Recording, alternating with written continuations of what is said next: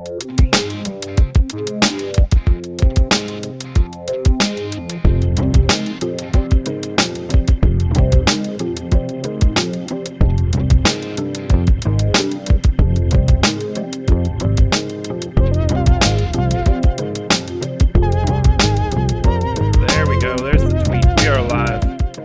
the wrong graphic. There we go. Wrong show. Wednesday, November 7th, 10 gamer. 2, 4, 7. Yeah, 10 gamer. One of these days I'll just know it off the top of my head. Yeah, I'm surprised how quickly you got that out. Yeah. I got lucky, honestly. I kind of just guessed. It could have been 9 or 11. I took a shot.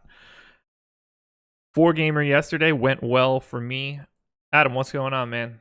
How's it going? Yesterday wasn't too bad for me. I talked to you about it, but I messed up my crunch on DraftKings and ended up locked on to 3 different players. So breaking even there felt like a win because that could have gone really, really bad. Could have. Yeah, could have. All things considered, I'm pretty happy. I was happy to get to use a CJ McCollum graphic as our thumbnail for today. McCollum went bonkers yesterday, so good for him. Not the prettiest slate today, and the late night hammer is like the most interesting part of the day, at least for me. So it's gonna be one of those days where I just won't know how I'm doing until I wake up in the morning.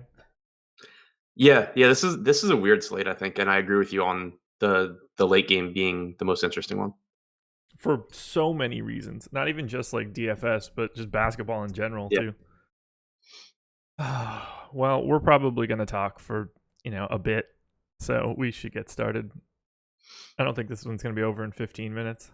Yeah, it's not too likely. No. Cavs and Thunder kicking us off. 107 implied total for the Cavs, 113.5 for the Thunder.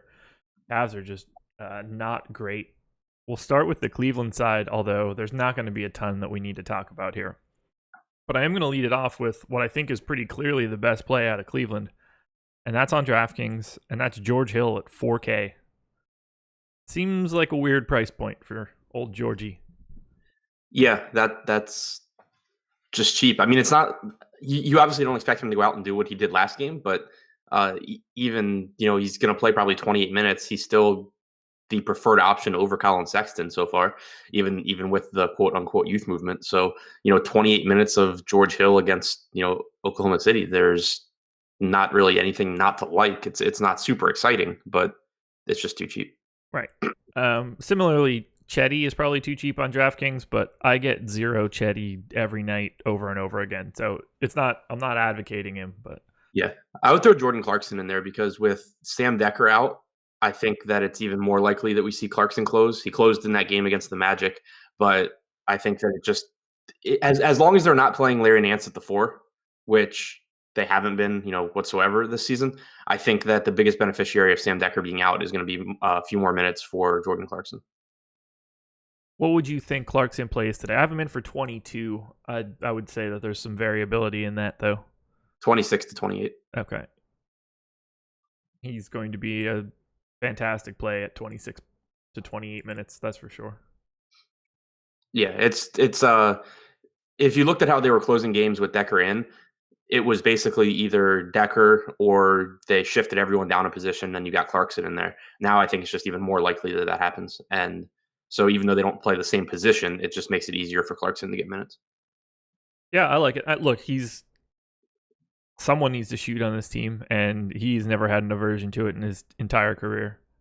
So that would be a direction I would want to look. I got 0 Cleveland on my first FanDuel crunch. I'm not even confident I got that much on the DK crunch I did outside of George Hill. Let me double check it just to see. 1 lineup of Chetty, and that's it. So I mean, on both sites, I can't imagine really wanting any sort of volume unless you're really trying to capitalize on an underpriced George Hill on DK. I don't have anything else to say about Cleveland. No, me neither. I'm sorry. Rodney Hood played 34 minutes last game. If you feel like, he played 30. I looked at the wrong line. So same role as always for Hood. Yeah. 5,100 on FanDuel, 5,100 on DK. If you want them, I'd say probably focus on FanDuel. Yeah. OKC, no Russell Westbrook today. So we're going to get Dennis Schroeder chalk night. 6,400 on FanDuel, 6,900 on DraftKings. I'm going to have a real hard time not having a lot of him. He'll be the most popular, if not one of the most popular people on FanDuel.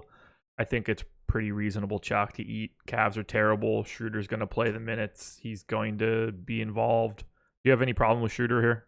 No, not at all. Really bad Cavs defense, obviously. More ball handling, more minutes for Schroeder. Without Westbrook on the floor, I'm looking at the wrong year. I don't. Okay, so I don't have the numbers in front of me quickly, but obviously more, higher assist percentage, tons of usage, just a completely different spot, and then more minutes because of Westbrook not playing. So yeah, there's just nothing that I dislike about Schroeder. Yeah, I mean, a bit tougher of a sell at 6,900, but that price is still nice on DraftKings. It just happens to be ridiculous on FanDuel. Yeah, it's higher than I expected it on DraftKings when I first, pulled up the slate this morning and scrolled through. They actually, I guess, jacked him up with the Westbrook news. But yeah, I mean, still, without Westbrook on the floor this season, Schroeder's played 173 minutes. Now, granted, Paul George wasn't on the floor for all of these minutes either. But over those 173 minutes, 1.2 DraftKings points per minute, 30% usage, 40% assist percentage. It's just a completely different spot for Schroeder than we've seen most of the season. Yep. Yeah, I got 20% Schroeder. I did a DK crunch so I could have some reference points for today, and that seems right to me. But I'll get 60 on FanDuel just because of where he's at. I would guess we should have ownership at some point in time during the show. We go long enough that we give Tom enough time to put it up there. But I figure he'll be in the high 30s, low 40s. Hard not to. What about Paul George? 10-2 on FanDuel, 9,100 on DK. Looks like a really nice spot on DraftKings. Yeah, love him too, especially at that price on DraftKings. He's played 122 minutes without Westbrook on the floor this season, 1.15 DraftKings points per minute, but even more, than the per minute production, which can just vary so much over small sample sizes. 33.3% usage rate, 28% assist percentage. So, still a ton to like there. He plays huge minutes all the time. So yeah, I love both these guys. I won't be playing any Paul George outside of randomness for 10-2 on FanDuel, though. That just doesn't feel like a spot to pay up. Not that this isn't an incredible spot for him. That's just too big of a price tag for Paul George. I don't care if Russell Westbrook's in or out. Yeah, and especially when Schroeder's underpriced. Right. Now, if I see that Paul George's ownership is projected to be 2%, that might change the equation a little bit, but I figure he'll be in like the 10 to 15 range, and I'll reallocate my money elsewhere. Anything else on the OKC side? We have someone like Abrinas who could be in line for some additional minutes, 3,800 on FanDuel, 3,500 on DK. Nerlens Noel continues to be $100 above the minimum on FanDuel if you think that he gets any additional run against this hapless Cleveland team.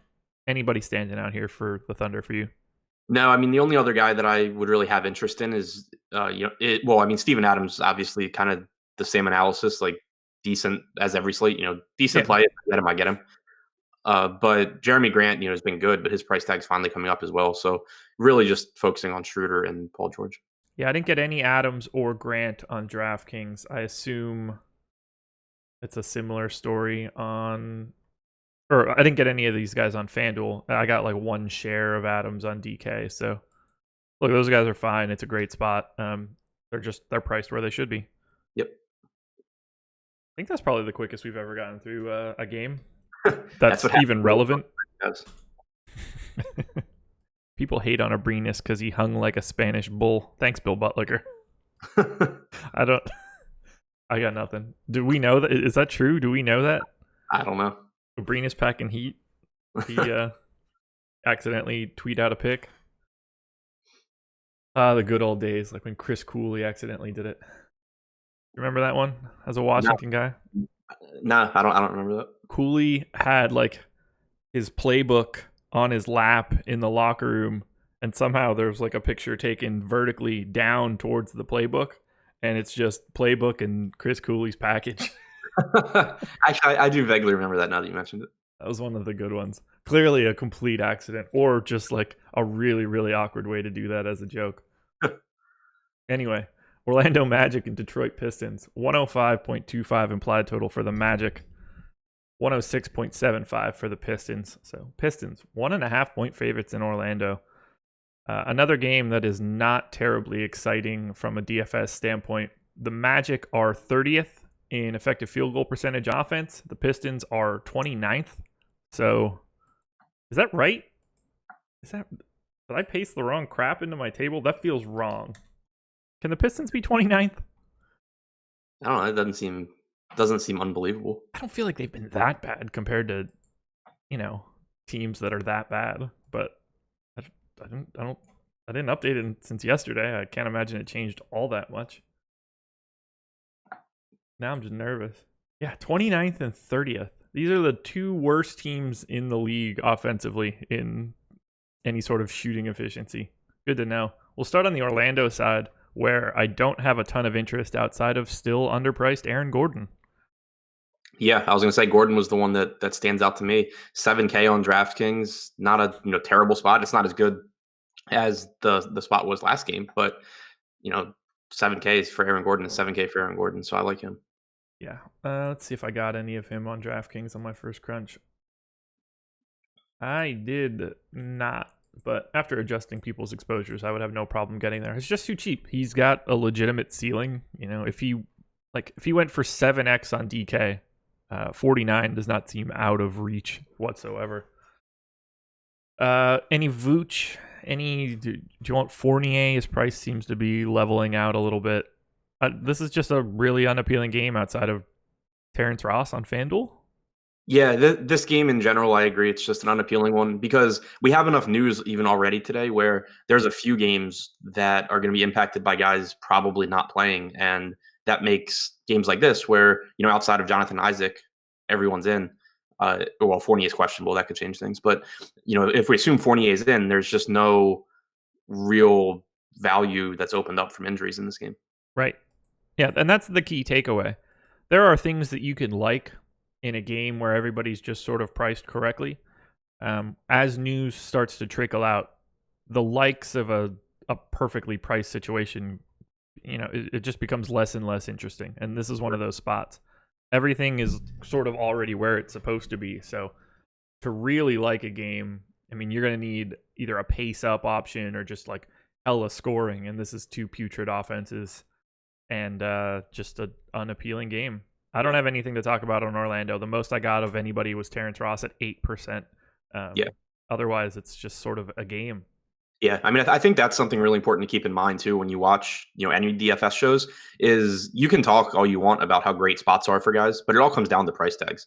And I can love this spot for anybody on Orlando, but if they're priced correctly and three other guys at the position aren't, you're still going to end up with those guys in your lineups. Right, like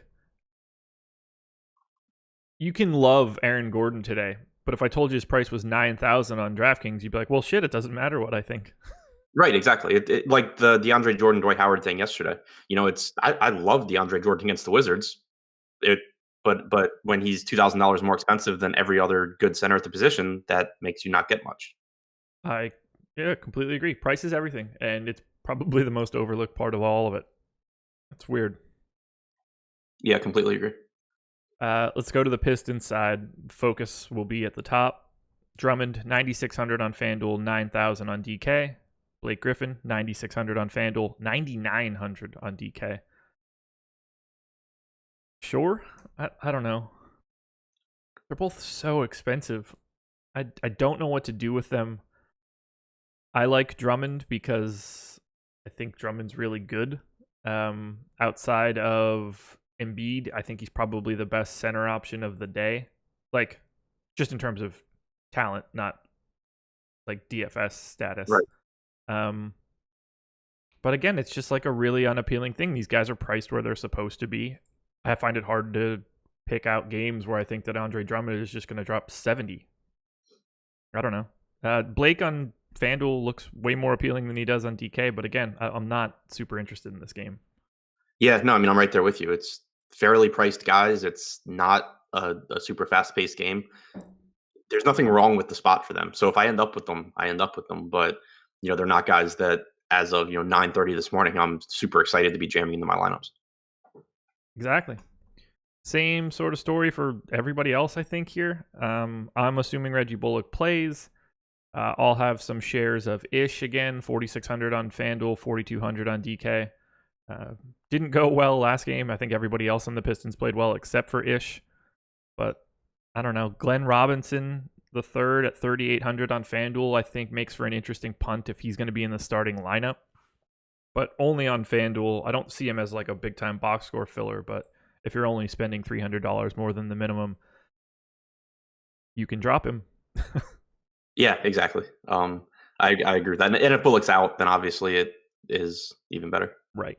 Yeah, it's just these first two games, not super appealing. I hope that I'm like near the bottom making no money at 7:30 because I have very little of this game, and I hope that all of the people that have stacked up, the Cavs and the Magic die. not literally. Their lineups. Hawks and Knicks. I assume we're done on Magic Pistons. Yeah, I think this is the first interesting game. 2 games done, 16 minutes in. It had to happen eventually, folks. Don't worry, we'll slow it down eventually. 109.75 for the Hawks, 110.75 for the Knicks. We'll start on the Hawks side. These guys are significantly better priced on DraftKings. Trae Young, $7,600 on both sites. I don't have a super ton of interest in it. If I got it, I got it, but I don't like that price for Trae Young quite yet. I do, especially if Prince is out. I have him in, so let me put that caveat in there. I'm assuming Prince plays. If he's not playing, I certainly like Trae Young a little bit more. Just should get all the usage he wants to soak up. Yeah, that makes the big difference. I'm assuming Prince is out just because that makes this game a lot more interesting. Yeah. Trae Young so far this season playing at a .507 fantasy point per possession rate. Solid. It's probably a little lower than you would like for $7,600. He's just got a lot of variability. The dude's going to chuck. Yeah. To me, he's like every night now that he's priced up. Like we had that stretch at the beginning of the season where he was just the best point per dollar play as well. But now that his price got up into the mid 7K range, he's always a good tournament play just because he can go put up 50. He has the opportunity to do that, and he has the ability. But on a consistency basis, he's not going to consistently outperform that tag. Right. But like I said, I have Prince in. If he does go, I think he's pretty appealing at DraftKings, 5,900. But hard to say much else until we know what's what. Yeah, I mean, if Prince plays, I think he's fine, and then it just takes appeal away from everyone else. If he's out, then obviously you have great value in guys like Herter and DeAndre Bembry, who sucked last night, but he still played 30 minutes like we expected. So those guys would continue to be good plays. Yep, absolutely. I could be talked into Bazemore for 5,700 on DK, and I can be talked into Alex Len for 4,500 on DK, just in general. Yeah, viable punt plays. Yeah, I agree with you on that. Len for 4,500 is crazy because, I mean, he can regularly just go out and have crazy value games. I don't feel like there's any rhyme or reason to it, and there's probably not because it's the Hawks, but $4,500 for him, he'll have no problem like putting up a huge monster on there or a dud. It's Alex Len. Yeah, no, he's one of those guys that when I do my tournament projections, I kind of make sure that I like I'll go through and I'll put in my actual minutes predictions, and then I always just make sure I bump up Alex Len and then cap his exposure, because if I project him for 22 or 24 minutes or whatever, I don't really get him, but he's so volatile that I want to make sure I get his good games. Yeah, he is not a guy I enjoy trying to like figure out. Alex Len and Trae Young have almost the exact same fantasy point per minute or point per possession projections. Kind of crazy. I don't know. Wouldn't think about it like that, but being, Alex Len is a 7-foot man and Trae Young is just this like tiny little guy that can fit in Alex Len's pocket. Yeah, just play Alex Len every day that he's cheap, and don't make your whole night depend on him. Exactly. Yeah, don't go in there with 40% Len, but You'll always be happy to have a couple shares of Alex Len at 4,500 when he goes for 45 fantasy points. Right, exactly. Like he has that kind of upside. It's just that his downside is also very low, especially with Dedmon back. There's a legitimate player that he's sharing time with now. Like is Len? Yeah. October 30th against the Cavs, 27 minutes, 42.75 fantasy points for Len. Yeah. And that that should happen. Wow. 2 games in the regular season? No, couldn't have been. It must have been that could have been. What? He played 2 games against the Cavs. I just don't know if this game was in the regular season or not. Yeah, they played twice in the regular season. Okay. Len has dropped 42.75 and 44.75 on the Cavs twice this year. I don't know. Maybe that's viable. On to the Knicks, unless you have any other Atlanta Hawks hot takes. Nope. Tim Hardaway, 7,500 on FanDuel, 7,800 on DK. If you're stacking this game and you play on both sites, play the Hawks on DraftKings, play the Knicks on FanDuel. Hardaway, $300 cheaper on FanDuel. I very rarely get to him, but I mean, this has to be a really nice spot. Revenge narrative, I guess? Yeah, if you even need that. I mean, it's just such a good spot regardless. Assuming he plays. Yeah, and obviously that'll be very important information. I'd be surprised if I have much of any of Tim Hardaway. Just 7,500 really makes me nervous, and I feel like he is a guy that is much more likely to make me hate him at the end of the night. Yeah, I don't know. I think I'll probably end up with a decent amount just because his assists have been going up playing with this starting unit where he has the ball in his hands a lot more. He doesn't have to give it to Enes Kanter at all. There's no real true point guard out there, so it does give him a little bit higher floor than normal. And then obviously monster usage as well. So yeah, I mean, playing alongside these starters, he's got a usage rate up around 34-35%. So I think that he's a really good play if he's actually healthy. He's already projected in the model ahead of what his normal rates are. I'm gonna have it'll just be really tough for me to bump that up. His ownership, seeing what his projected ownership is, will dictate a lot of what I'm doing. If it's low, I'll want to get some just because it's a GPP play, but if it's high, I won't be there. Yeah, that makes sense to me. Frankie Smokes, 4,200 on DK, I think should be fine. I wouldn't play him at 4,900 on FanDuel. What do you think of Kevin Knox for 3,900 on FanDuel? Just not going to get enough minutes for that to be relevant? Yeah, probably not. Okay. He popped up a lot because it doesn't know that he can't play 30 minutes when I run this crunch. Right. Yeah, I mean, he played, what, six minutes or something? Something like that. Yeah, I have him in for 24 right now. That's probably too high. But yeah, that seems ambitious. Yeah. Let's go ahead and just tweak that now. Mudiay played a ton last game. How much is a ton?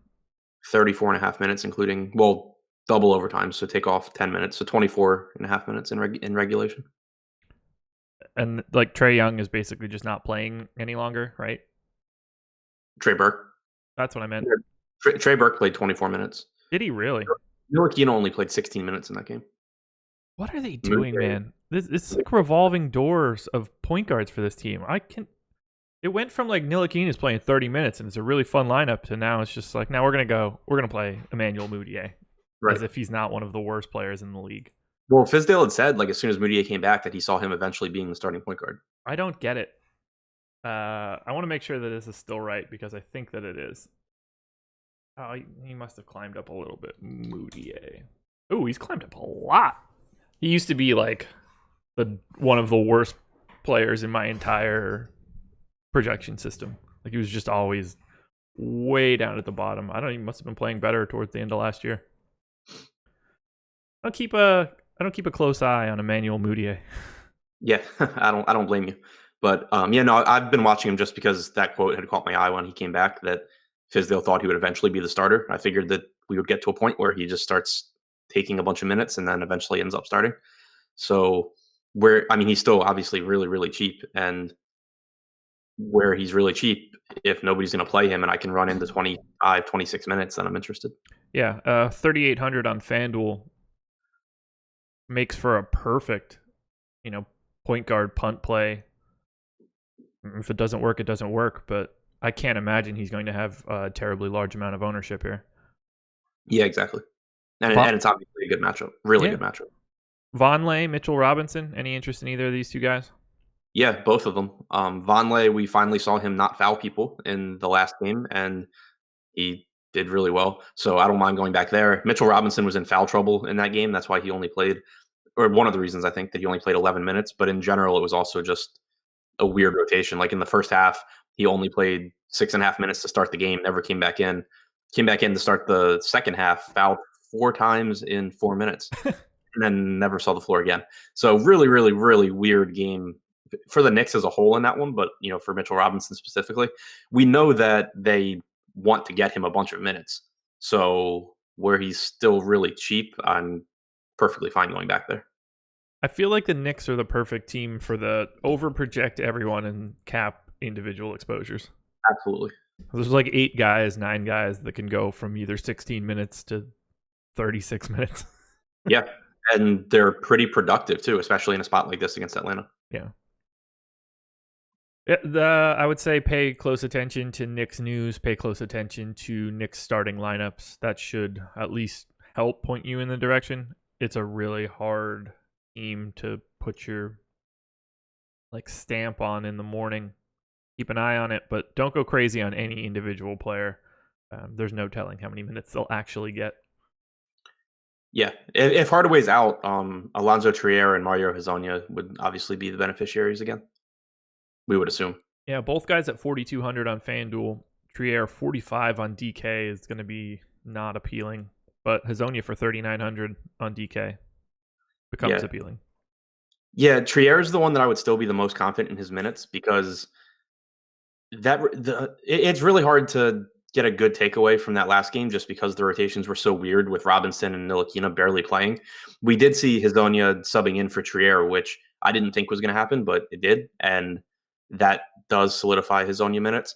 But thanks for that, by the way. I made sure that I got all of my Hezonja out after you being like, I don't think he's going to get those minutes. I was like, fuck it. All right, 0 Hezonja. Anytime. Yeah. So yeah, didn't get that one right, but I was with you. I agreed with your take. That's why I was like, I should probably knock that back. Hezonja's not playing right now. Yeah, I mean, when you go through, Popcorn Machine, you look at who's playing what positions. Like he was not playing those positions. He did in that game. But yeah, so Trier would be the one that I'm still more confident in his minutes. Hezonja would be the one that, if he does get the minutes, you expect him to be productive. There we go. Anything else in Atlanta or New York? No, just a bunch of moving parts that hopefully we hit the right one. 3 games, 28 minutes. I'm loving it. Loving it. Miami Heat hosting the San Antonio Spurs. 106.75 implied total for the Heat, 107.75 for the Spurs. Keynote for this game, no Pau Gasol, which is rarely a keynote, but I don't know if you've got any Jakob Poeltl takes, but we'll start with Miami. I'm assuming Whiteside plays. Do you have any reason to go a different direction right now? No, other than we got it completely wrong last time. True story. FanDuel pricing on the Heat, way, way, way, way, way better than the DK pricing, although it's more at the bottom than the top. I don't have much interest in Hassan Whiteside here. I don't have much interest in the Heat in general. Goran Dragic looks fine at 6,600, but not super appealing. You can talk me into Dwyane Wade at 5,100, but I feel dirty every time I do it.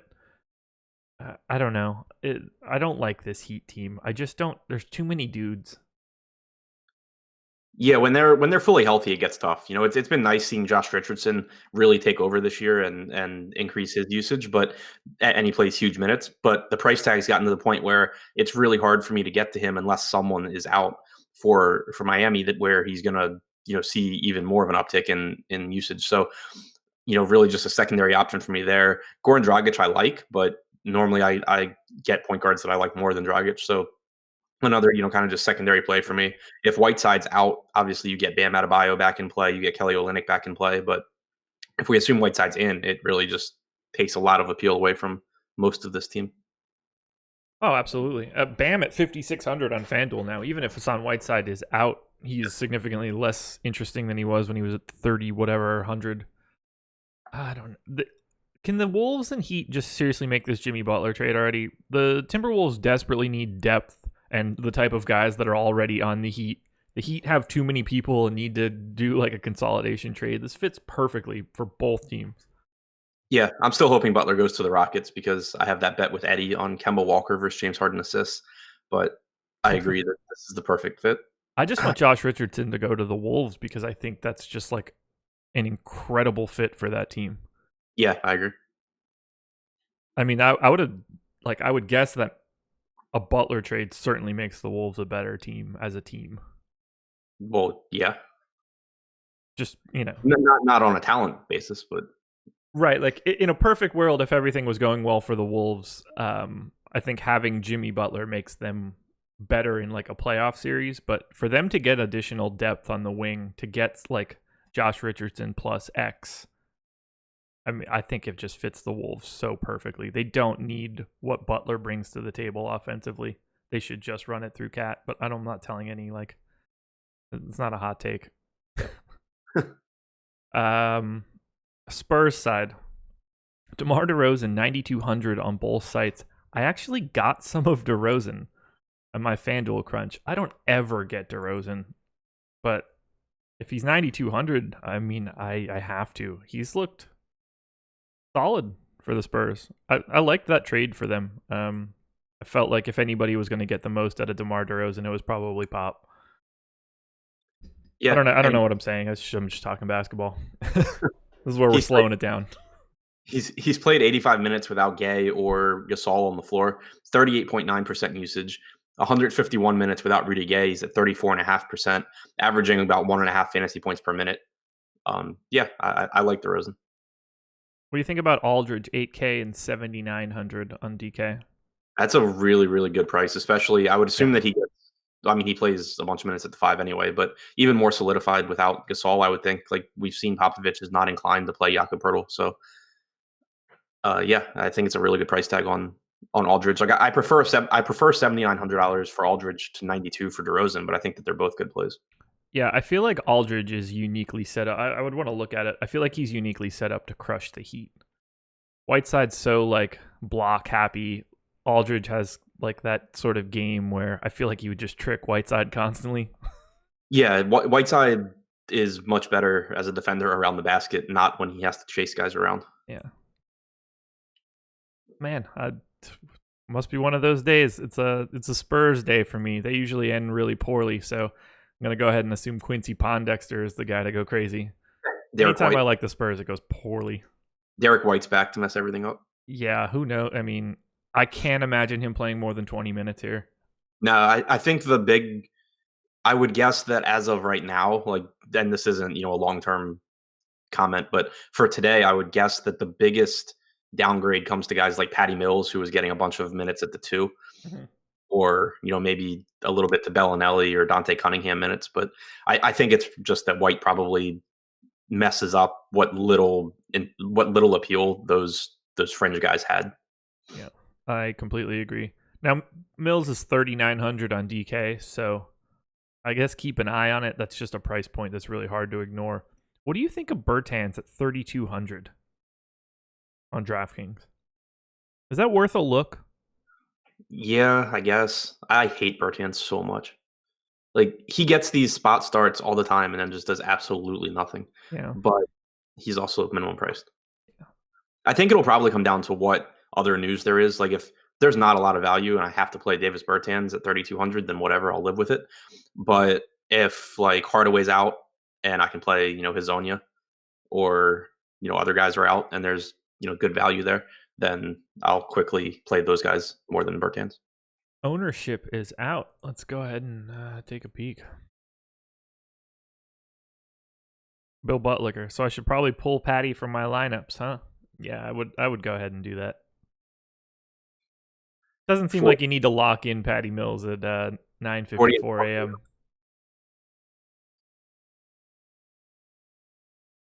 Schroeder at 26%, fourth highest owned guy on FanDuel. Marcus Aldridge, second. Okay. Take a look at the DK side. That's interesting. We'll get to that game eventually. George Hill, third. Yeah, at 4K. Yep. I get it. Yeah. Anything else you want to touch on the Spurs side? Not a terribly appealing No. end of the bench. Yeah, no, I mean, Aldridge and DeRozan, like, you know where the offense is concentrated here.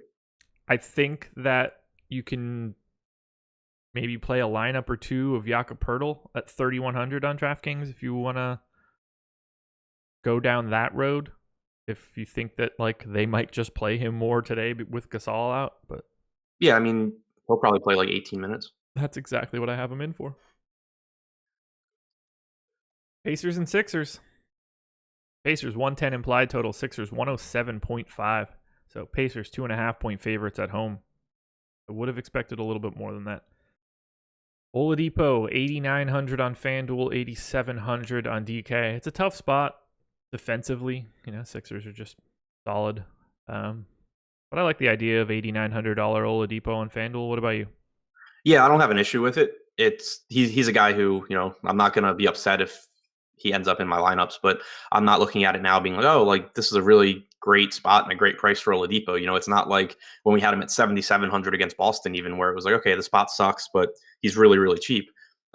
He's kind of at that price point now where it's like he does still have upside, but it's not, a glaring value spot.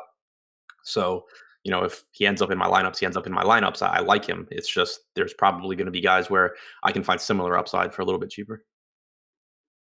Miles Turner, 5,500 on FanDuel, 5,000 on DraftKings. I don't know what to do with this dude. I wish he would get more expensive, like quickly. Yeah. Because I keep playing him because he's cheap and he has upside, but he also just disappoints always. Thad Young, 4,900 on DK. That feels interesting. Yeah, I think that's pretty cheap. Revenge narrative? Yeah, he's played for like 12 teams. But yeah, no, I mean, it's just a price play. He's going to go out there and play 33, 34 minutes. Dario Saric sucks. I mean, Thad can, run into 30 fantasy points here. Dario Saric does not play basketball well this season. Yeah, it's like he aged like 10 years in the offseason. It's kind of bumming me out. I'm a big Saric fan. Or at least I was. Not so much anymore. What do you want to do with the rest of Indiana? Any Boner, any Tyreek, Collison, Bojan, anything interesting for you? No, not really. I mean, Sabonis kind of falls into that Enes Kanter, Alex Len category where I always overproject him just because if anything happens with Miles Turner, Sabonis picks up those minutes and is just phenomenal when he does play. But it's not like we're getting him at a discount. It's not like if he gets a couple extra minutes, he suddenly is one of the best values on the slate. He's still $6,100 and has to be very, very good to be someone that you really want in your lineup. Move to Philly here. 11-3 for Joel Embiid on FanDuel. 11-4 on DraftKings. You can't pay that price on DK, right? I don't think so, especially because people do it. Like he was the game against Brooklyn, he was 11,800. He was $2,000 more than Ben Simmons, and he was higher owned than Ben Simmons. So to me, with Embiid at this price point, it's not even to say that he is too expensive for what he can do. It's just that relative to other guys, I think he's too expensive. And it would have to, I would only start playing him at this price point if I was confident that like nobody else was going to do it. If you're going to get Embiid at, even 8 to 10% owned as one of the most expensive players on the slate, I'm going to just not play him and hope that he doesn't go for 70. Yeah, I have a hard time paying 11-4 for Embiid if Drummond's 9,000 on DK, Jokic is 89, and Towns is 88. Yeah, exactly. It's you can get upside from that like upper mid range, and at least one of them is probably going to have a good game. So just playing those guys, I think, makes more sense. Yeah, if Embiid breaks the slate at 11-4, you tip your cap. Yep. That said, on FanDuel, going to be a tough sell for me. We don't have much ownership projected to Embiid. Rolling back to a couple of the previous games, by the way, Blake Griffin, 8% on FanDuel. Aaron Gordon, only 3%. Just trying to look at the top end of guys that we've already talked about. DeMar DeRozan, only 12%. I think that's kind of nice. Ben Simmons, only 5% tonight. So there might be some value there. Let's talk Simmons. 9,500 on FanDuel, 9,600 on DraftKings. If he's going to be... Where'd he go? He's going to be 5% owned on FanDuel. I'm kind of interested. Yeah, I don't love the price. I don't love the spot. Indiana just plays so damn slow that it's not super appealing. But, the guy's like a walking triple-double, so I have no issue with Simmons. Okay. Anything super interesting to you on Philadelphia? I get a ton of Saric because it still thinks that he's decent. So I'm going to go ahead and... I'm sure I'll have Saric, but not happily. I don't know what to do with him. He's going to start shooting well at some point, I would think. He's 4,700. He is the 22nd most expensive power forward on FanDuel among guys that I've projected for more than 15 minutes. Everyone below him is 7 minutes or less. He's basically... He's the cheapest guy that has any sort of ceiling. He's been utter dog shit. I don't know what to do. I'm gonna have him. He has a 46% true shooting percentage this season. Last season he was at 58.2%. He's going to get better, you would think.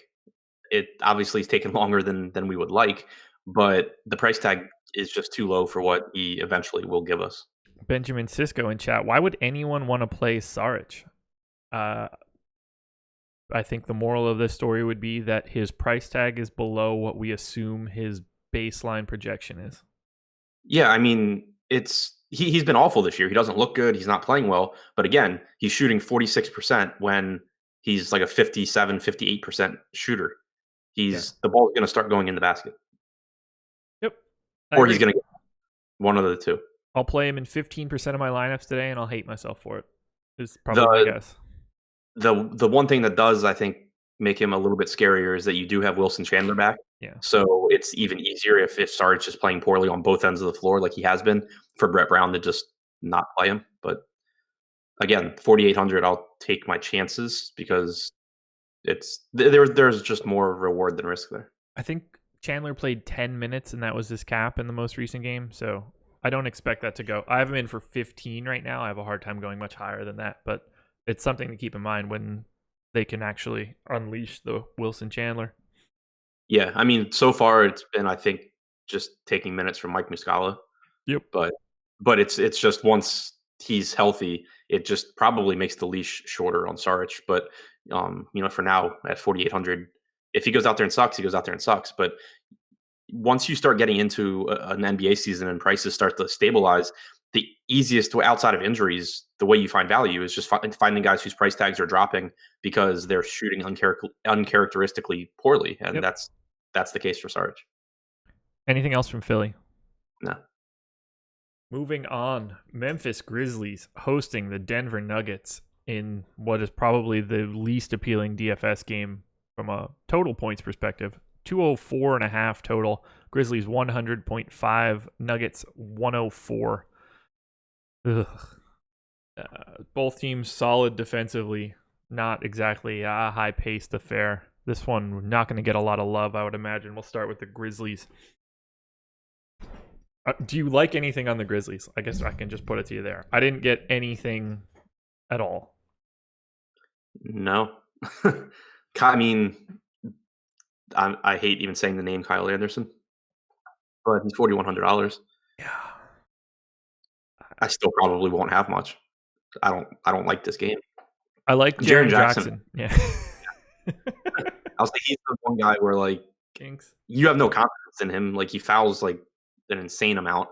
He has been very inconsistent, but if he's able to stay on the floor, he certainly has upside at that price. Yeah, 4,900 on DraftKings. I mean, you're not betting on his production. You're betting on him not getting into foul trouble, which at this rate is a difficult bet. Before we go on to the Denver Nuggets, I would ask you guys to like and subscribe to the channel and to this particular video. NBA Strategy is the promo code, 7-day free trial. You can use it for any package we have, including those that include Fantasy Cruncher. So, I mean, check it out. The promo code's on the screen right now. What else you got to know? Just do that. Anything else from the Grizzlies? I don't have any. Garrett Temple for 4,200 on FanDuel? I don't know. Yeah, sure, whatever. Like, he's going to play big minutes probably. What he does with them is anyone's guess. Yeah, I don't want to hang my hat on this game, and I don't think that most people do. No, it's just a really ugly. I mean, this is an ugly slate in general, as you can tell by the fact we've gone through half of it in like 12 minutes. But yeah, it's just a really unappealing game. It's a really unappealing Memphis team because they just have so many guys who basically do the same thing and play the same positions, and they just rotate them in and out, and none of them are efficient. So yeah, I don't know. It just sucks. To the Denver Nuggets we go. 9,200 for Nikola Jokic, 8,900 on DK. I think it's fine. It's, it makes me a little nervous, but if I'm not paying 11.3 for Joel Embiid, it's pretty easy to grab any one of these like relatively high price centers and be fine with it. But I'd prefer Drummond. I'd prefer Towns. I'd prefer some things a little bit lower. So, look, if Jokic is your guy, go for it. It's probably not the spot for me. Yeah, that's where I'm at as well. I never have an issue playing Jokic below 9K. I always like him, but it's a scary spot in that Memphis is good defensively. Marcus Gasol is good. And then not that, BVP or whatever you want to call it in basketball is everything. But I do look at it, especially for centers, because that's where you can most confidently figure out, who defended who. And, just kind of looking at it to see how he's done against Gasol. He's faced him 6 times since the start of the 2016 season. He had one monster game with 60 fantasy points in 36 minutes. But other than that, just hasn't really been overly productive. 48 and 35 was good in his last game, but 27 points in 33, 27 and 28, 37 and 33, 26 and 28. It's just not a spot where he's had a lot of success, and that jives with kind of what we would expect. Yeah. Hey, do you think Jamal Murray's going to shoot 30 times today? He might play 38 minutes again. For real. Look, if you want to play him in a GPP, go ahead. I don't like this spot. I don't expect Jamal Murray to take 30 field goal attempts. He's just not a guy that I'm on all that often, especially on a 10-game slate. Yeah, it's not a good matchup, and yeah, you never are going to expect him to shoot 30 times, but he seriously probably will play 38 minutes. Like, he's been playing 38 minutes or been on track to play 38 minutes in several games now. So that's where I'm going to project him for tournaments. If he ends up in my lineups, I don't know yet, but just pointing that out because I'm always very hesitant to project anyone for more than 36 minutes, especially when they're not like a superstar level player. But we've just seen that rotation going on for long enough now where I'm going to start projecting Jamal Murray for his full 38. Yep. I get it. I have him in for 34 right now. I'll probably adjust that up as the day goes on. They've just shown that they'll play those guys in big minutes. I got to pause before we talk about anybody else for Denver. Bill Butler. Happy birthday. Turned 30 today. Bill Butler has been a mainstay of the chat since the Awesemo channel started. So Bill Butler, happy birthday. You got your birthday shout out. Of course I'll shout you out for your birthday, man. One of the good ones. Anybody that comes in as Bill Butler and we say it like it's not weird anymore, you can't beat it, man. It doesn't even, like, for when it first started, every time Chris and I would say it, it was laughter. But now I'm so used to it, like it's not a joke. Right. It's just a name. Yeah, it's just his surname. Gary Harris at 6,000 on DraftKings is way too cheap. Yeah. That's all I got. Yeah, he played 37 against Boston too, which was good to see. He had been kind of stuck in that like 33, 34 range. But yeah, I think that the price tag's cheap. It's still a tough spot, obviously. But when you talk about like 6,000 for Harris or 7,500 for Jamal Murray, I think Harris is the more valuable of the two. I agree. I'm showing everybody. I am rocking a Mutombo shirt. Chat, you're right. Wagging my finger now, too. I'm going to go smack garbage out of people's hands like a... Shit. Geico? Right? Geico? Yeah. I have no idea. I think it's a Geico commercial. You never saw that commercial? I don't think so. Mutombo's in like an office setting, and like people are trying to throw stuff out in the garbage, and he's just like swatting that shit away from the garbage can and finger wagging them in the face. Commercial. Huh? It sounds like one of those ESPN commercials. That's kind of what Geico's doing. The same sort of commercial. Yeah. Ted, butt liquor, HIV positive trans. What's with these names? Yeah, HIV positive transgender is also a long-term person in this chat. I don't really know what we're trying to attract here, but it seems to be working. They've been nice people. Yeah. Marcos is saying State Farm, but I could have swore it was Geico. You might be right. I don't remember. It doesn't matter. Anything else here for Denver? Millsap, Lyles, Hernan Gomez? He seems to be playing now. Yeah, Hernan Gomez found his way back in the rotation. He's a FanDuel guy. Like, you can drop him. I ended up with like 24, 25% of him last slate at 3,900. Fully intending to drop him, ended up not even being that bad. Yeah. So, yeah, I mean, a lot of it comes down, like, Torrey Craig's just been playing like shit. He's basically gotten kicked out of the rotation. So you're seeing more Hernan Gomez and Malik Beasley. But it's not like confident minutes, I don't think, because we don't really know what's going to happen. He did start the second half against Boston.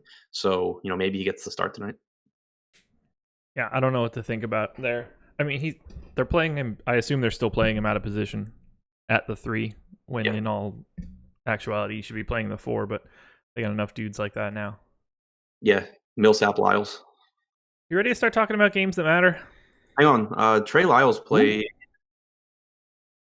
I don't know, 6-4. Trey Lyles played a few minutes next to Paul Millsap last game. That is noteworthy. Millsap at the 5? Or Trey Lyles at the 3? Millsap was at the 5. So Hernan Gomez at the 3 right at that point, or are they smaller? Yeah, it was Hernan Gomez. It was the lineup was Murray, Lyles, Hernan Gomez, Harris / Beasley, and Millsap. It was only for a couple of minutes in the third. Either way. Yeah, just the fact that it happened, I think, means that it doesn't mean anything in terms of, core plays or anything. It just means that Trey Lyles and Millsap have maybe a little bit more upside if Mike Malone is going to start experimenting with them on the floor at the same time. Yeah, I'm going to head to cleaning the glass right now and see how much Millsap at the 5 they've done and what the rest of it's look like. So we've got Plumlee, Jokic, Millsap, Thomas Welsh, and Tyler Lydon as the 5 centers that I could possibly pick from. So let's just go with Millsap here. It would be the first center minutes for Millsap this season. Yeah, they don't even have the lineup broken down. There's been 27 possessions with Millsap at the 5. They didn't go well. They were outscored 129 points per possession, or per 100 possessions on offense, which is really good. 158 on defense. So, I don't know. Not a lot to take from 27 possessions, so it really doesn't matter, but I'm just curious if they had it. Because for most of the season, Millsap and Lyles have exclusively been playing the 4, which means that it sucks for both of them because they're both good and neither one of them is going to end up, taking a bunch of minutes from the other one. But if we see Malone continue to do this where he plays them alongside each other, whether it's Lyles at the 3 or Millsap at the 5, it just means that maybe we get to a point where there's a path to them actually being good fantasy plays. Yeah, and if Paul Millsap happens to be out today, feel free to fire up Trey Lyles, fire up Hernan Gomez. That's pretty easy. That's not really something you need to touch on. These guys are going to be underpriced then. Yeah, especially Trey Lyles. I mean, the guy's like a point per minute guy. He just needs the minutes. Yeah, if you know Trey Lyles is going to play 29 minutes today at 4,800 or 4,400, you should have him in a lot of lineups, regardless of his chalkiness. Differentiate elsewhere. 1, 2, 3, 4, 5, 6. We are done 6 of the 10 games. We've only been talking for 54 minutes. Don't worry, we're going to go for an hour on these last 4. God, I hope not. Just looking at them. No. Well, some of them are going to take some time. They're interesting. Yeah. We'll start with the Pels and the Bulls. Pelicans, 119.75 implied total. Bulls, 109.75.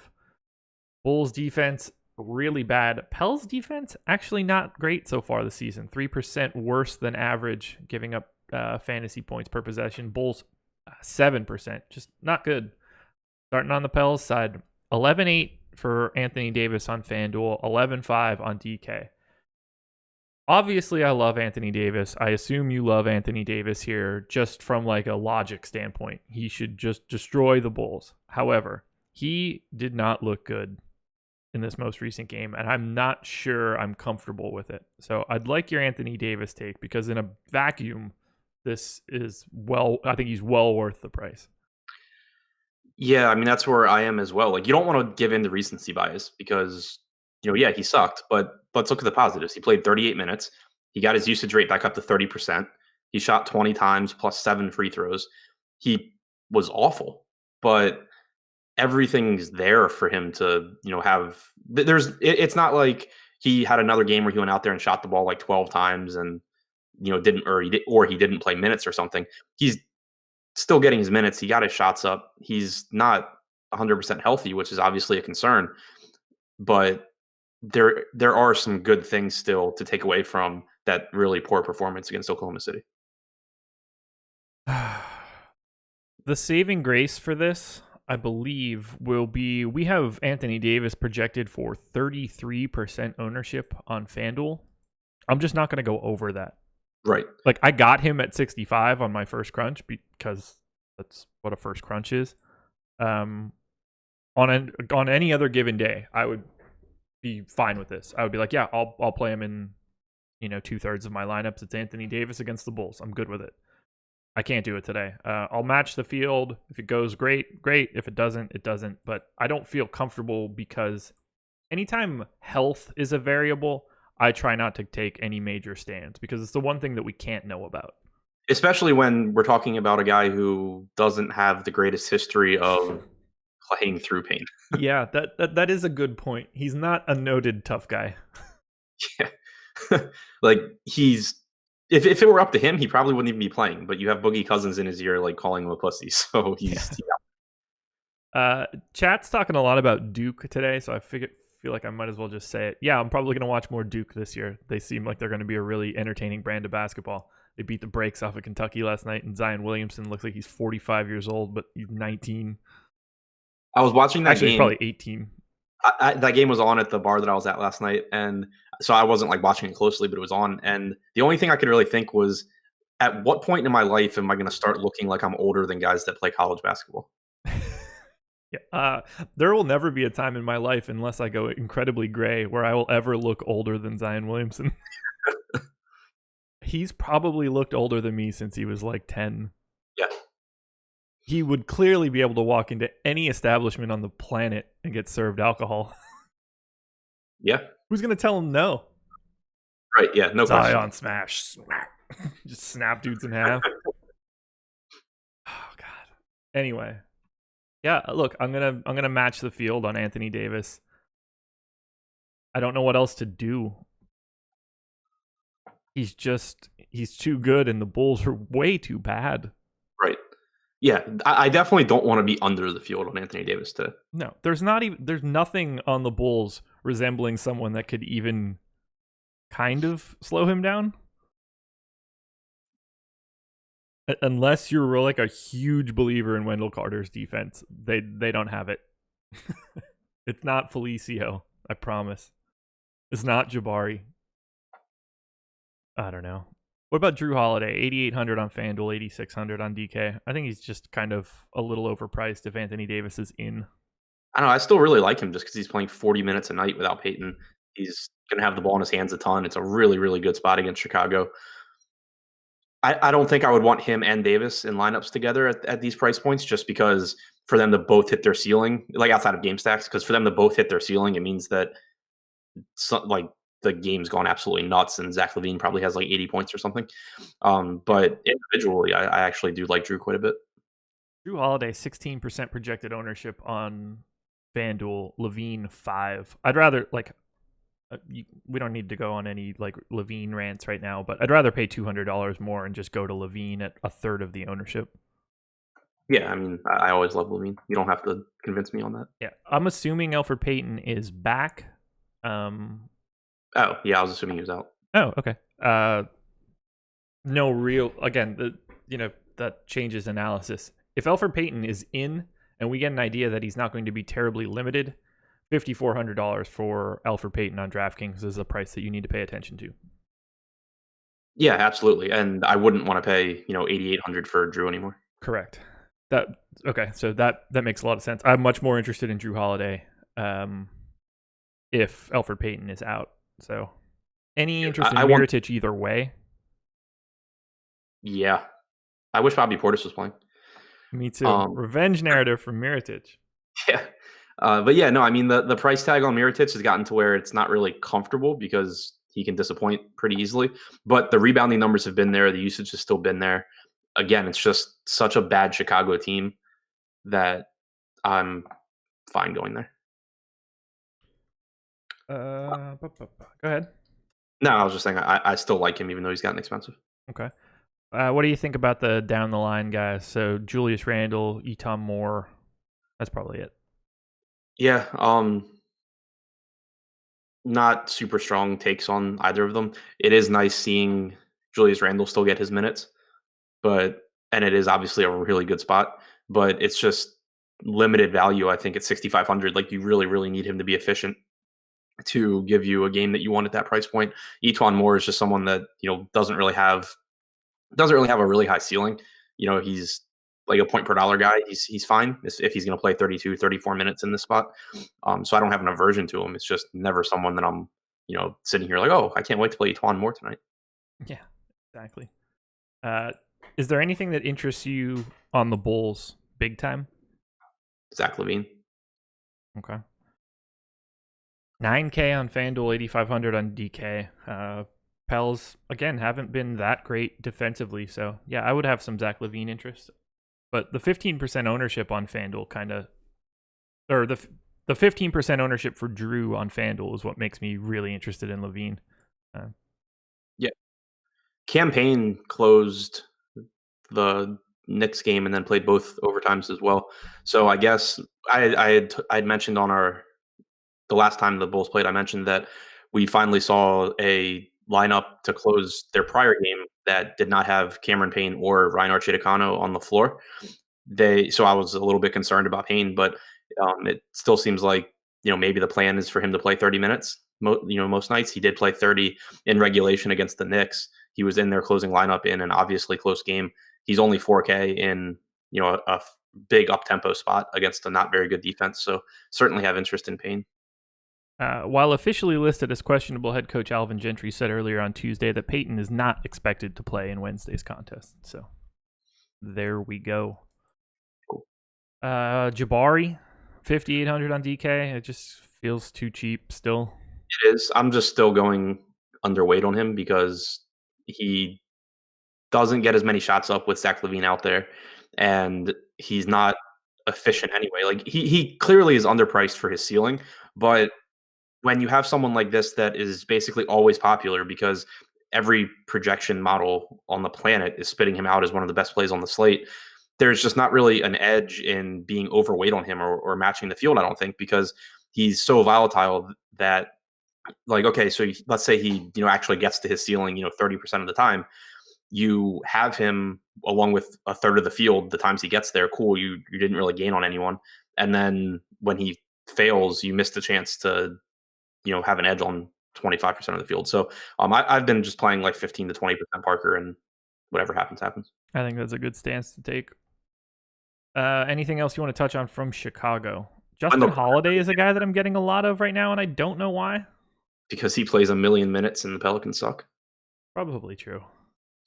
I got 32% on the first crunch, and we're projecting him for 6, so I think I'll go a little bit lower than that. Just spitballing here. Yeah, I mean, he's just one of those guys. if you end up with him in your lineups, just don't watch the game because you'll just see him standing around doing nothing. And you hope that he picks up some stats, some steals, some rebounds, shoots incredibly efficiently. There you go. Wendell Carter's really good. Yeah, of course. Moving on, Jazz and Mavs. Jazz, not a great start to the season for them. 113.25 implied total, though. 10-point favorites at home against the Mavs. Mavs on the back-to-back. 103.25 implied total for Dallas. Assuming Donovan Mitchell is back, what do you think about him? DK 7,400 seems pretty appealing. Yeah, I like the $7,400 price tag a lot. It's $1,100 cheaper than Zach LaVine. Obviously, I like LaVine more in terms of his role and the pace of that game compared to this one. But 7,400, it's just at a point where it's tough for Mitchell to give you a bad game, and he certainly has upside. Do you have any interest in anybody else on Utah with any sort of volume? Not really. Yeah, neither do I. The prices are better on FanDuel, but if Mitchell's back, kind of nerfs all of the good value at the bottom. Yeah. I mean, we could do the Derek Favors thing again, I think. I had quite a bit of Favors. Was that 2 nights ago when he was 40 whatever 100? Yeah. Yeah, that went really well. Played really well too. I want to say that he got to like 28, 29 FanDuel points, something in that area. Yeah, he had 38. Is that what it was? Yeah, he crushed. Nice. I didn't pay too much attention. I was out. I missed that. Who's out? Mike Muscala. Oh, yeah, he got ruled out last night, I think. What'd you say? He got ruled out last night. Like the news came out in the sea of like news for yesterday. Yeah, I hadn't seen it. But it just goes back to, we were talking about Wilson Chandler maybe making Dario Saric's minutes a little less secure. If Muscala's out, those are the minutes Chandler's getting. So it's pretty unlikely without Chandler playing, 28 minutes or something that Saric loses minutes tonight. We'll go to Dallas now. Anybody standing out for you big time? No, it's worth. I mean, I just have trouble getting to guys against Utah because they should be so much better defensively than they have been. Yeah. And one of the Utah beat writers tweeted out that teams are shooting like 66% at the rim against Gobert this year, up from 59 or 60% last year. So obviously that's something to keep an eye on, and it's concerning. But we are, less than 10 games into the season, and can't expect that to continue that heavily. Right, exactly. And he also pointed out that while teams have been more efficient at the rim, they are still being dissuaded from shooting at the rim. Like they're still not getting a ton of shots up because of Gobert's presence. So it's just still not a spot where I'm expecting it to continue. But it is worth noting just because we had I don't remember if it was last year or the year before, but attacking point guard, driving point guards against Utah actually was a thing that was very, very profitable if you played them because, and I don't remember exactly what was going on anymore, but it had something to do with the communication between Gobert and Favors. Like, I think it was against the perfect spot was when you had a center who would pull Gobert away from the basket. Favors was like late getting over, and they were getting ravaged by point guards. So obviously you don't have that in DeAndre Jordan, but you do have, a point guard here that will attack the basket in Dennis Smith Jr. So it's a tournament spot. I'm not going to trust Dennis Smith Jr. to have a great game here, but I do think that at $5,500, he probably won't be popular against Utah, and it maybe is a better spot than people are going to give it credit for. Yeah, 5,500 is a really nice price. I really like Harrison Barnes at 5,100 on FanDuel, as much as you could really like Harrison Barnes for anything. Yeah, that's just if it catches, he's at a nice price point. But he should play 34 to 36 minutes, and he's cheap. Yeah, that's basically it. I don't really have any other interest in Dallas. Very little exposure to this game for me. Yeah, it's basically the cheap starters. Yep. Alrighty. I assume we're going to have something to talk about here. Sacramento and Toronto. Kings 108.5 implied total. Raptors 117. That's what, 9.5 point favorites? No, 8.5? 8.5 point favorites. I'm assuming Kawhi is playing. I have a hard time picturing that line going over 10 in Sacramento if Kawhi is out. So it looks pretty good to me. Do you have any interest in the Sacramento side? And if you do have any interest, I'm going to throw it to you and walk away for like 30 seconds. Yeah, not a ton. I mean, Toronto is a really All right, Toronto is a really good team defensively, but the price tag on De'Aaron Fox stands out to me. He was only 6,300 on DraftKings, and this is a guy that is just playing monster minutes this year. They've completely handed the keys to the offense to Fox, and you should get around 36 minutes, assuming this game stays competitive. You should get a usage rate up around 25, 26%. He also is picking up a ton of assists this year. So even though it's a tough matchup, I think that the price tag is just it factors that in. And anytime you get someone at a discounted price tag like that, you can keep going there. So I think that there's upside for Fox. Outside of that, there's not a ton that I love here. Buddy Hield's price is up. It's not a great matchup, and Hield has been shooting much better than his career averages. So I get hesitant about paying for him in tough matchups. Like I think he's overpriced, whereas De'Aaron Fox is underpriced. So I would rather go to Fox, and then everything else is kind of just like a mess. Willie Cauley-Stein, it's not a bad spot for him, so I don't mind him. He should play 33, 34 minutes, but probably not someone that I'm going to prioritize just because center is deep. I have returned. Dog was outside the door and it was driving me insane. I would get nervous because I can't see you, so I'm just like talking and hoping you say something when I'm done. I try to be like loud when I get back so you can maybe hear me, but I do have like a noise filter on the microphone, so sometimes it might not come through. When I say 30, like it's always going to be that amount of time, so you just got to keep rambling, or just be like, fuck it, I'll keep talking. I assume we are both in agreement that De'Aaron Fox at 6,300 on DraftKings is ludicrous. As in too cheap? Yes. Yeah. Buddy Hield the same way, 6,500. Another guy that I think is just simply too cheap. See, I think he's expensive. For 6,500? Yeah, I think Buddy Hield is playing way above his head. Okay. Let's talk about that one. FanDuel 7,700. I have no interest whatsoever. Buddy Hield, fantasy points per possession, higher than Tim Hardaway, higher than Gary Harris, higher than Kent Bazemore. I wouldn't have expected all of that. What do we have his ownership for on DraftKings? Because that's really going to tell the tale. Buddy. 13%. Yeah, that sounds about right. Yeah, look, I don't think that Buddy Hield is as good as he has been, but I'm very surprised at that price point. Or maybe I'm just surprised at how expensive he is on FanDuel. Let me see if I got any Buddy. Buddy. I got 3% Buddy on my first DK crunch. He's got dual. Does he have nice eligibility though? Yeah, guard forward eligibility. I would advocate for Buddy Hield here on DraftKings. Yeah, I just have trouble because it's a tough matchup with Toronto. Sure. And you just look at how he's been shooting this season. So last year, his true shooting percentage was 55.7%. He shot like 43% from three. This year, his true shooting percentage is 63.5%. So he's up like 7 or 8 percentage points there. His 3-point percentage is 48%. So he's up 5% there. I'll even give that, maybe he improved. He's a young player. He has talent, sure, but he probably didn't improve that much. And his price tag is just starting to get to where he's priced for how he's produced this season. And I don't think that's the player that he is. Clark Terrell and you. Hield is a young player. Why can't he be getting better? He ain't young. Like 25, isn't he? Yeah, that's young. That's not young. Not when you can come into the league at 19. Well, yeah, but he's been an NBA regular for what, like 2 seasons? 3, right? This is year 3, isn't it? No, this is year 3. Yeah, but he spent like one of those seasons just barely like being in and out of the rotation, didn't he? He played 1,888 minutes in year 1, 2,000 in year 2, and now this year. So okay, yeah, but my point is, like, even if you subscribe to that 25 is young and Buddy Hield can still improve, he's not improving that much. No. Just taking a look at like his particular rates. Yeah, I mean, look, this is all buoyed on a dramatic change in true shooting. True shooting rate, first year 54%, 56%, and now 64%. Like that's the difference in Buddy Hield right now. Shots are going in. Should they be going in? Yeah, probably, but he's probably not going to shoot 48% from 3 for the season. Right. Yeah. I don't know. I like that price on DraftKings. The minutes are really nice. Like I'm not going to argue that.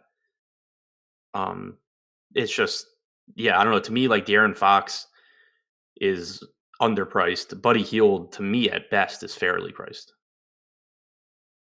I would say that he should probably be more in like the 68, 69 range. The FanDuel price for 7,700 is insanity. Do not Oh play yeah. Buddy Hield on FanDuel. That I'm confidently saying. What else from Sacramento? I don't know. B Jelly at 6K starts to scare me a little bit. I don't know what they're gonna do with Bagley. They should trade Willie Cauley-Stein. Yeah. I don't know what to do with this team. Yeah, it's outside of Fox, it's guys that I think are okay, but not great. Yeah. Cauley Stein, whatever. I'm not going to talk anyone off of him. Same for Bielitsa, but I doubt that I end up with like tons of them either. I just have a lot of respect for Toronto. So do I. They're just such a good team. Let's talk about the Toronto team. 10-1 for Kawhi on FanDuel, 9,400 on DraftKings. You gonna be playing any Kawhi if you know he's in? 9,400, I could see getting there. I think I would still probably. Actually, I was going to say I'd rather get to DeRozan, but I don't know. I think it's really close. Like Sacramento's playing so fast this season too. So if Kawhi's in, I like him. I don't know how much I'll get to because again, we've talked about it before where, just kind of how I feel about guys in that price range. It's like I can get 50-point upside for less, or I can get more upside by, like 70-point upside going to guys like Davis or LeBron. Yeah. But I do like the matchup a lot for Kawhi. Okay. Yeah, I'll have some Kawhi, but I always do. He just grades out really well on my stuff. Kyle Lowry, 8,800 on FanDuel, 8,900 on DraftKings. This is not a spot for me for Kyle Lowry. Yeah, completely dependent on Kawhi. His price tag is reflecting those games that he's played without him. He sees a huge, huge bump in his usage when he's playing without Kawhi on the floor compared to alongside him. So if Kawhi's back, I'm not even considering paying elevated prices for Kyle Lowry. If Kawhi's out, I think Kyle Lowry's still probably too cheap. I agree with everything you just said. Ibaka and Jonas, both underpriced on DK relative to FanDuel. 6,200 on FanDuel for Ibaka, 5,300 on DraftKings, Jonas 6K and 5K. Interest in either of those guys? I didn't get either of them on FanDuel. Yeah, speaking of guys who are shooting way better than they're going to, Serge Ibaka, his last two games, like 8 for 8 in 14 minutes I think he fouled out in 14 minutes in the last game. The game before that, 14 for 17 from the field. He started out 14 for 14. But I do still like Ibaka, especially if Kawhi's out. You see a bump in usage for him as well. But even playing alongside Kawhi this year, 22.6% usage rate for Ibaka, playing basically all of his minutes at the 5, which is really nice. So I like Ibaka here, regardless of Kawhi, but I like him better if Kawhi's out. I just think the price tag's still cheap. Yeah, I agree. Anything else from the looking down on the Toronto side? I'm just not getting a lot of most of these games. All my ownership is in the last game of the day. Yeah. If another one, if Kawhi sits, like everyone's a good play, but it would also be a bump for Pascal because last game they had OG start at the 3. Yeah. So that basically, even though Kawhi doesn't play the same position as Siakam, it took Siakam's direct backup and moved him to a different position. So you can tack a few more minutes onto Pascal if Kawhi's out. Yeah, 5,800 on FanDuel, 5,200 on DK. If you know Kawhi is out, you're going to want to have some shares there for sure. We are through 9 of 10 games. We're at an hour 18. That's a nice pace. I like it. Yeah, this has been good. Yeah, we're learning how to trim the fat. We need to learn our beats. When every game sucks. Yeah, it's been an easy slate to talk about. The Los Angeles Lakers are hosting the Minnesota Timberwolves. 121.75 implied total for the Lakers, number 1 on the slate. Wolves, 116.75. They are third? Nope. 1, 2, 3, fourth on the slate. Both defenses have been bad this season. Wolves, 5% worse than average, giving up fantasy points on a per possession basis. Let's start with the Lake Show. 11-2 for LeBron James, 11,000 on DraftKings. You playing some LeBron? Yeah, probably. I mean, there's not because like we talked about, at least the concerns with Anthony Davis. You don't have Giannis on this slate. You don't have any other, real superstars up there. So I would think I end up with some LeBron. That being said, I've actually been underweight on him pretty much every game this season. So maybe not a ton. Yeah, I'm gonna Probably. have him. I love him here. Yeah. Wolves are just so bad. Although I am a little, I'm not concerned. I'll have a lot of LeBron. Yeah, I think I'll probably end up with a lot on FanDuel just because of how much easier it is to pay up over there. Yeah. JaVale, 7,500 on FanDuel, 6,600 on DK. I've got some, not a lot. That's kind of how I feel here. Yeah, I'll still probably, especially on DraftKings, I'll probably end up with a good amount. You can roster multiple centers, obviously, and I mean the minutes have just been there. Tyson Chandler being there, I assume just is going to get the backup minutes. I doubt that with how well McGee's been playing, the plan is to start running Tyson Chandler out there a bunch of minutes. Yeah. So I mean, I'm still going to end up projecting McGee for like 32, 33 minutes. There you go. The guy that's popping up the most for me in a way that I would not have expected originally. I just want to make sure that I'm not totally off somewhere. Brandon Ingram, 5,900 on FanDuel, 5,700 on DK. Is he underpriced? I got just crazy amounts of Brandon Ingram on my first crunch, so I'm really curious to get your thoughts. Maybe. I mean, he's just one of those guys. I think he's really good. It's just I hate this team. Like you have Lonzo, you have LeBron taking away ball handling duties from Ingram, where he's really valuable. He did play 34 minutes last game, which was good to see because he had kind of been capping out around 30, 31. So those extra few minutes are nice. I think there's upside there at 5,700. So I don't have an issue in tournaments. It's just that I have trouble trusting him not to just disappear from game to game on this team. Okay. Yeah, I don't know what it is that's getting me so much Brandon Ingram, but what were you saying there? Probably just like his talent level. I mean, $5,700 Brandon Ingram is too cheap for the basketball player that Brandon Ingram is. How many minutes do you expect Brandon Ingram to play here?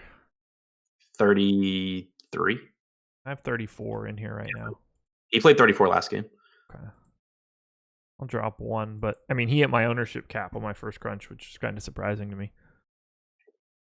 Yeah. What do you think about Lonzo? Speaking of guys that hit my ownership cap, 5,700 for Lonzo on FanDuel, 5,200 on DK. We're in the minority. I think you're leading me to saying that you like Lonzo. Yeah. I mean, at that price, at 5,200 and 5,700, I just have trouble not getting there because more often than not, he's going to get the lion's share of these point guard minutes over Rondo. He in that game against Toronto, he played 23 minutes, but he also missed 5 minutes in the second quarter because of fouls. So I think that you project Lonzo for like 28 minutes, and the price tag's just so cheap that it's not really that difficult for him to outperform it. We have him projected for 6% ownership on FanDuel, and I got 60. I don't like him that much. No, neither do I. I mean, I don't touch anything. Everybody said at 65 on opening crunch, but yeah, I mean, although I've been told on my last live before lock show that if I've got him at 60 and he's at 6, I should leave him at 60. Yeah, I mean, you gotta have balls, Josh. Yeah, but no, that's a spot where I'd be happy with like 25 if I think he's at 6. Yeah, I think it's a risky spot, just for the same reasons that I think it's a risky spot for Brandon Ingram. There's a lot of ways, even if he does get the minutes, for him to disappear, and that's without even mentioning that Rajon Rondo is the backup. Rajon Rondo can take minutes away from him, so it's a risky spot. It's just it's one of those spots where if Lonzo Ball is $5,200 every game this season, and you are overweight on the field every single slate, you will profit off Lonzo Ball. Correct. Completely agree. Team Lonzo, man. I'm going to have a ton. Anybody else on this Lakers team you're interested in, whether it's Kyle Kuzma or Josh Hart? I don't know. Kuzma's in the same vein as Brandon Ingram for me. Would you prefer Kuzma or Hart? Or not Kuzma or Hart, Kuzma or Ingram? I think Ingram, just because he's a little bit cheaper. But I agree. I have way more Ingram than Kuzma.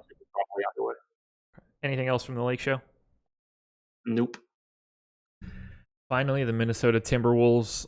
I assume everybody's playing except for Jeff Teague. Is that safe? Yeah, I don't know. I don't know what Jimmy Butler's doing anymore. No, but probably the best you can do. Okay. Karl Anthony Towns is 9,400 on FanDuel, 8,800 on DraftKings. This feels like a really good spot for Karl Anthony Towns, or am I crazy? No, it is. I love Towns here. Okay, so do I. Famous last word. I mean, hopefully Butler's just like, I don't think I don't really want to do this one because I'd feel really comfortable with Towns, but Yeah. I think this is just way too good, and it's a real big matchup problem for the Lakers. Yeah, and obviously he's an athletic guy. He's going to benefit from the pace of this game. Obviously, really inefficient shooting Lakers team. They just can't shoot, so there's more rebound opportunities. Yeah, there's nothing not to like about Towns other than Towns. Yeah, it's not a play based on numbers or not based on numbers. Like his rates are fantastic. This is clearly a great spot, but mentally might be a little bit soft for it. Yeah, he did drop. If you want to, just look at the last time he played them, he dropped 64 DraftKings points. Ooh-wee. While Butler, if I remember right, also had 52. So they actually had a big game. They both had big games. Jimmy Butler, 9,200 on FanDuel, 8,200 on DK. It's gonna be hard to overlook that $8,200 price point on DK, but man, I don't trust these guys. Yeah. I was just reading that Butler is questionable for this game. That's an understatement. Yeah. Well, the write-up just says, the write-up on Fantasy Cruncher, Butler logged 39 minutes against the Clippers on Monday, but declined to give an answer when asked about his status for Wednesday. Oh man, fantastic. Uh, Look, I'm not going to talk you out of playing Jimmy Butler here, but yeah, I mean, just be ready to late swap. yeah. Is there anything natural in this game to do it? Not really. I mean, you would end up like double swapping, probably getting like LeBron over Butler and then dropping someone. Yeah. All right, this one I don't like it, and it makes me sick to my tummy. But Derrick Rose is $5,500 on FanDuel, and if George Teague is out, Jesus Christ, if Jeff Teague is out, I'm gonna have like a lot of Derrick Rose. Yeah, I'm pulling up that. Yeah, so he got the start at point guard in that Clippers game. So yeah, I'm with you. I just wanted to see how they had used him. I hadn't gone back and looked because there's a big difference to me in if Derrick Rose is being used as like just strictly a two guard and Tyus Jones is playing a bunch of point versus Derrick Rose being the point guard. And Yeah. it appears that Derrick Rose is the point guard and they're keeping Tyus in his backup role. So yeah, I like Derrick Rose a lot. Like if Teague's out, I like Rose a lot. If Butler's out, I like Rose even more. Yeah. Yeah. Same. Yeah, I like Rose more than I like Lonzo. So do I. 5,500 is just too cheap for the things that he's doing and the potential minutes he can play. Yep. And then, and like on FanDuel, where you probably won't have Jimmy Butler news yet. It's a good play on its face. And then it just gives you even more upside if news breaks in your favor.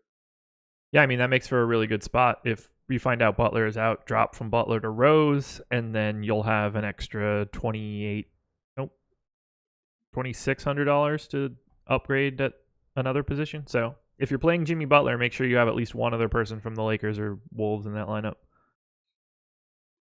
Otherwise, you're not late swapping shit. Yep. Yeah, otherwise all your Jimmy Butler just becomes Brandon Ingram or Kyle Kuzma. Yeah, and that's not the way you want to do this. No Wiggins for me, although at 6,400, like I'm interested, but there's just too many mouths to feed. Yeah, he's another one that, if Butler's out, it gets a lot more interesting. Yep. But outside of that, I have no problem with Wiggins. I just will want to make sure that he's not in lineups with Butler. Yeah, agreed. Pretty chalky, 17% expected ownership on FanDuel right now. I would just on purpose come in at half of that if everybody was in except for Teague. Anything else here? Like I have interest in Tyus Jones if more people are out, but he got like 16 minutes in the most recent game, and that kind of surprised me. I ate a lot of Tyus Jones shares that night. Yeah, it surprised me too. He basically just played pure backup point guard to Derrick Rose. Yeah. So, and Rose played 38 minutes. So yeah, I mean, if Butler's out, then Jones kind of has to play more minutes. So does Josh Okogie. But even in that game against the Clippers, Okogie got 29 minutes. So if Butler's out, as far as minutes go, Tyus Jones is clearly the one that gets the biggest, upgrade in minutes. For Okogie, I'd be looking on DK 4,200, but you got to get a lot more news on health, and I don't get the sense that we're going to have that by 6:55. Yeah, probably not. We will be lucky to have it when that game starts. Alrighty, want to hit favorites position by position? Yeah, you can go first. I need to pull it up. I can handle that. So FanDuel for me, I have some interest in Ben Simmons because of low ownership. And then we're going to take a pretty steep drop. Give me some Lonzo. Give me a lot of Lonzo. Give me a lot of Derrick Rose. Man, point guard is kind of not great today. I think you're going to find that for every position on this slate. It might be true. I don't have much else to say. Those are really the three guys that I'm interested in. Yeah, Drew, Derrick Rose, Dennis Schroeder, De'Aaron Fox, Dennis Smith. Who am I giving this ownership to? Wow. You don't see that every day. Wait, 15. Is it Corey Joseph? Who am I missing? I don't know. It's not important. Shooting guard. I think DeMar DeRozan looks pretty nice at the high end. I think Levine and Oladipo are both functionally fine. Drew Holiday as well, but you want to get some news there. Dennis Schroeder is the clear play, and the chalk play at shooting guard on FanDuel. I'm getting a lot of Justin Holiday, so I'd be remiss to not mention him. And for 4,300, I'm getting an oddly large amount of Josh Hart, and I think that it's just because he's more efficient on a per possession basis than most of the people around him at that salary. He played 30 minutes last game too, so that'll also help. Yeah. If Taurean Prince is out, Kevin Huerter stays as a top value play for me. Yeah. DeMar DeRozan I like a lot. Hardaway if he's in. Butler if he's in. Kawhi if he's in. Shooting guard's pretty questionable. And then on DraftKings at 7,400, Donovan Mitchell as well. Small forward. I like LeBron. I like Kawhi. I get a lot of Tyreek Evans constantly because he's so drastically different than everybody else priced at 4,600. He's got like 60% higher of a baseline projection. So if he ever gets any additional minutes, he's going to blow 4,600 out of the water. I just don't know how he gets there. So I'm always going to have some Tyreek shares, but don't go crazy. Don't play him in 25% of the lineups like he's projected for right now. I mean, this is going to be the spot where I'm paying up probably the most of any position. I like getting LeBron and Kawhi. I just don't have a lot of confidence in figuring out who's going to be good out of Wiggins, Covington, Jingles, Chetty, Winslow, Crowder, Barnes, Bembry. Like it's a lot of guys that I have no confidence in. So I'd rather go to the top. Yeah, I'm with you there. Love Paul George on DraftKings at 9,100. Yeah. LeBron, obviously. Brandon Ingram, I think. I agree with you. He's cheap. If Hardaway's out, then Mario Hezonja is a really good value play. But yeah, I'm with you. Like I want to pay up at small forward. Okay. Power forward. I'm gonna have AD. I'll probably match the field. I can't trust his health right now. Even though Aaron Gordon's 8,100, if he's 3% owned, I like having a bit of that. He's just got too much ceiling for it. LaMarcus Aldridge looks nice, but he's a bit of a chalk option. And then I really like Brandon Ingram and Dario Saric, and both of those things make me a little nervous. Yeah. Anthony Davis, LaMarcus Aldridge, Serge Ibaka. I agree with you on Saric. And then Davis Bertans if you must. Center. Give me Drummond. Give me all of the Towns. Give me some JaVale. Give me Miles Turner. Give me Mitchell Robinson at 4,500. There's going to be something else that's likable there, but man, this slate. Yeah, you pretty much just read down my list also. Drummond, Towns, McGee, Turner, Wendell Carter Jr. Anything else you want to touch on? No, I think that this is an interesting slate. 1 hour, 34 minutes. 134? Yeah. That's not bad. Like and subscribe, everybody. That is super duper helpful for us. The deep dive coming out from Laffy today in the early afternoon. Check that out. We'll have the deeper dive, Adam and Laffy, probably at the 4:45-ish somewhere in 4:45 to 5 o'clock. Probably will start at 4:45, and then we'll get live at 4:55 after Adam and Laffy and myself bullshit for 10 minutes before the show starts. We'll look behind the curtain there. And then live before lock tonight, Chris Baggs, Fast Eddie Fear, taking you all the way up till 7 o'clock. Anything else, Adam?